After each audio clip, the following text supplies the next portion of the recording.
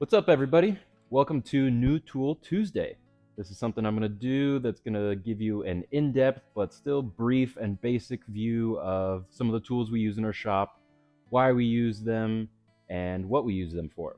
So today, we're talking about our handy-dandy TIG welder here. This is a Miller Syncrowave 350 LX. It's a pretty high-end TIG welder, which is good because in our shop, we weld on a variety of different things.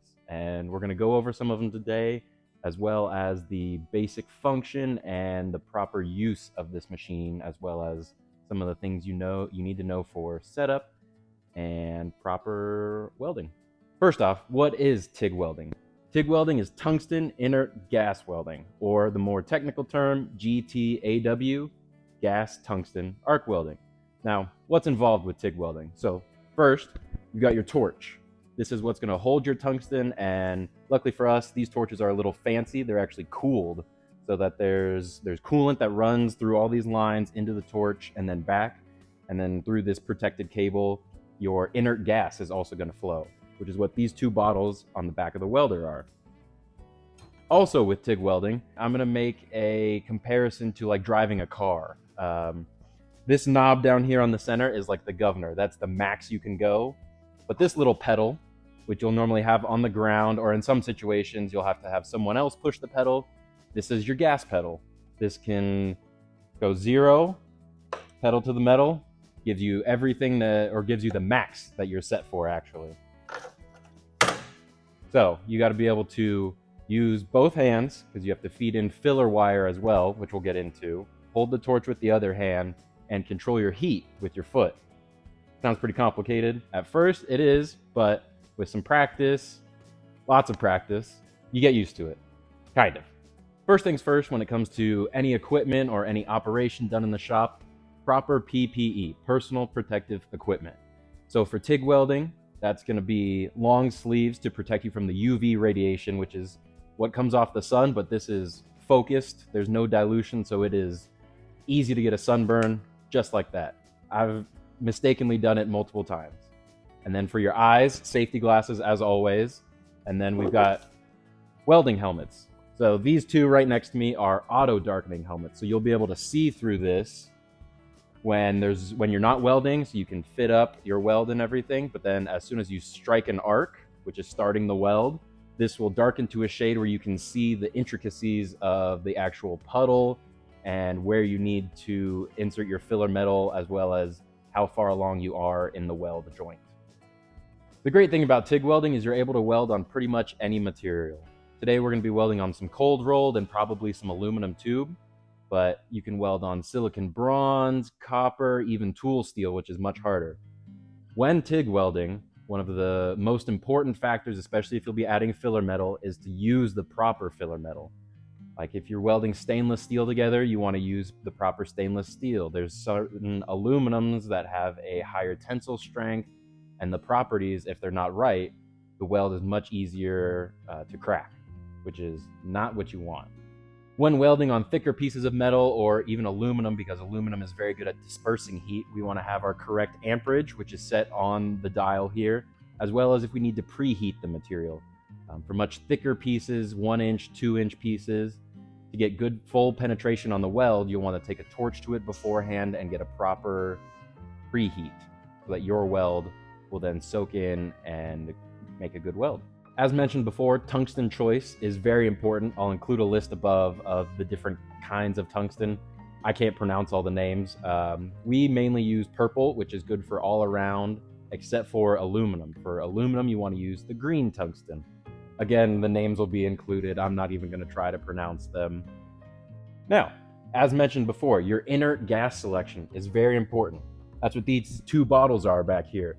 What we mainly use in the shop is 100% argon, but for other specific uses, you may want to use helium, which is good for aluminum welding. It produces a very nice finish.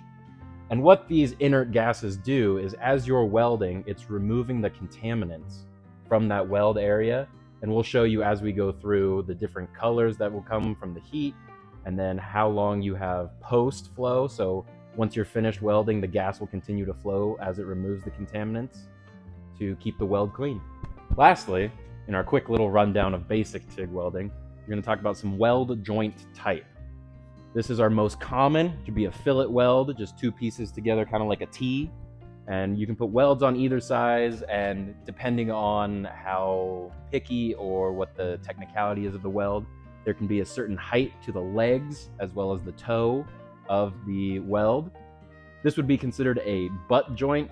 I know, but you'd be connecting these two pieces of metal with a weld right in the middle. They can either be a gap in between them, or if they're touching together, you'd want to create like a 45-degree bevel so your weld is still able to penetrate that metal. And then this would be an open corner, so you can either weld the inside corner here or the outside here. These are good for pretty aesthetic welds. They're much easier to round the corners and make them look very nice and pristine, almost like there's nothing connecting them, which is a big reason why we use TIG welding. We're able to hide these welds and disguise them very easily, whereas as compared to MIG welding and stick welding, those welds are much dirtier and harder to hide, whereas TIG welding, pretty easy. And in the architectural fabrication side of things, where things just need to look pretty rather than structural and sturdy, they still need to be sturdy, but aesthetically they need to be pleasing. TIG welding is the best option. So I'm going to put on my proper PPE. We'll go through a very quick setup of the welder, turning it on and such, making sure our gas is on, and then we'll get some quick welds in. Hopefully I can get some arc shots so you guys are able to see what I actually see while welding. Otherwise it's hard to still understand how it goes. So get to it. Okay, now all of our proper PPE has been donned. We'll kick our machine on, make sure our settings are accurate for the thickness and the material we're going to be using, and show you some welds. We'll flip that on. It'll go through its startup, and that's its cooling fan running, and then down below is where it'll push that coolant into our torch so we can hold our torch without it getting too hot. That is a very nice luxury we have with these machines. So, as mentioned before, this is going to be like the governor on a car. So you can see my number, my amps are going up. So 265 amps now would be the max I'd be able to output through this machine. If I push this pedal all the way to the ground, that's all I'd be able to do. But I can also push this pedal halfway and only get 132. So it's very tricky to know how much heat to put in, but a good fail-safe is always set your amps to a safe number to where if you do push that pedal all the way down, it's not gonna blow a hole in your metal, especially for thin stuff. So you guys aren't gonna see me do these tacks real quick, but I'm gonna set up to just put small little tacks. They're basically gonna hold our pieces in place. And you can see that number, that 146 right now. I'll go through multiple different flows of the pedal and you can see how I control it. I'm gonna start the weld. You can see it's probably pretty low right now, but I've got one tack in place. Now I'll move to the other side, get another tack, starting pretty low and then all the way up. And I can hold it there, I can back off, I can hold it. It's all about how you control your heat. So this is a bit of an awkward position to weld in, but hoping you guys will be able to see what I see as I try and throw this weld in. I'm gonna get comfortable, do a couple practice movements. Now this is a pretty basic weld, so it should go pretty fine. Making sure everything's clear.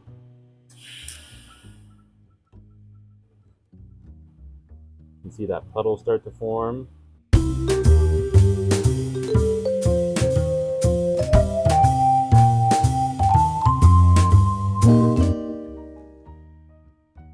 I'm going to hold that torch there, let that post flow continue. And you can see sort of the color from the heat.